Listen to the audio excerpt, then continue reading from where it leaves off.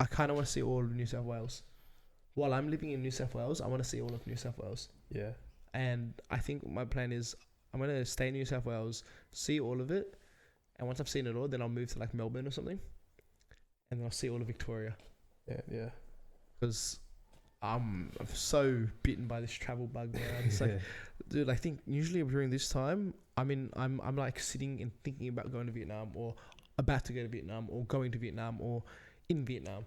Yeah. This is the first time in like 5 years where I'm like, oh God. Yeah, a bunch of people, bunch of my workmates as well, like, because they're all like foreigners. Yeah. They'll always be going back. All their family are back home. All the right? family back home. Yeah. Oh, So, like, they have it even worse than I do. yeah. Because like Fuck. crazy. Bunch of Nah, people, man. I'm the thing that I'm most like about is January weather. Yeah. When is that when it's really really hot? Very hot. Yeah, because that's usually when I'm in Vietnam. I Yeah. usually get to like duck. It's summer in Vietnam in January, right? It is. No, spring. Spring. In a sense that Vietnam is always hot, like at least the south is Oh, always hot. yeah. But in January, Vietnam is like Saigon is cooler than here. Wow. Here hits like 40 something, Yeah, that's and I'm like at 30 something over there. that's surprising actually. Yeah. Yeah. Yeah. And over there you go everywhere. There's aircon indoors. Oh Always. yeah. Yeah. My place here, doesn't like we're an apartment, so we're lower floor. Yeah. Yeah. I don't need no aircon. It's just perfectly insulated. Mm. I love that when it's hot outside and I come home and it's nice and cool. But it's so I don't know. Like I'm in between. There's this level of like I'm very comfortable. I'm very okay with the fact that like because I still have been able to get my travel out. I've been able to like do some traveling stuff like that. I've got things to look forward to.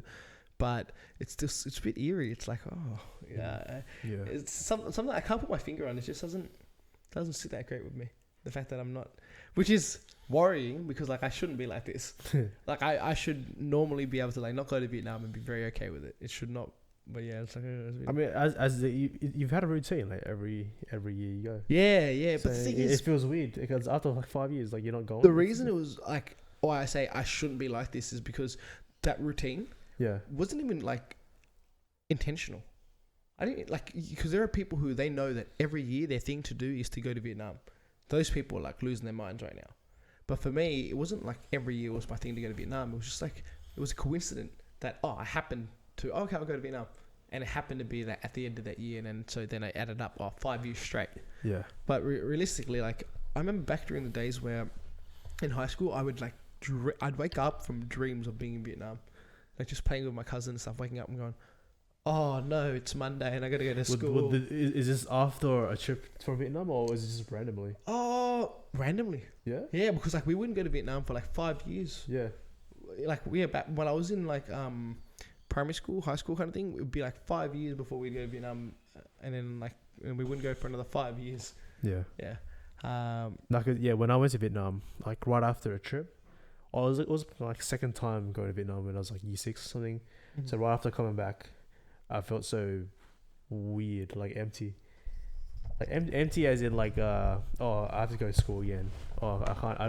I'm not waking up. I'm not waking up at 11 every day. Just like chilling. It's all hot and stuff. You're lying in air conditioner in Vietnam. Yeah. But now like I have to wake up at 8 if I can go to school, bro. Nah. Those are the fun stories. Like our as like Vietnamese youth, our childhood, like during those like pockets of school holidays and stuff, going back to Vietnam, like towards the end of like high school.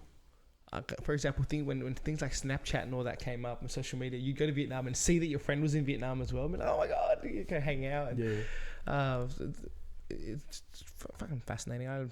Vietnam. Oh, dude, I figured out a chant for my AE, my ANM thing. You know my ANM Viet thing? ANM.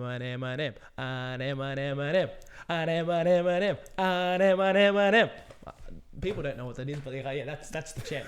Okay. I'm trying to this is straight out. I'm trying to make it a thing. I'm gonna take it to Vietnam and go for it. Tell like random people to do it. Anyways, I reckon we'll wrap. Anything you want to say? You want to wrap up? Give you a minute. Nothing. Yeah. Nothing. Great to be the first. Oh yeah, you're the first like repeat comer. First repeat guest. Yeah.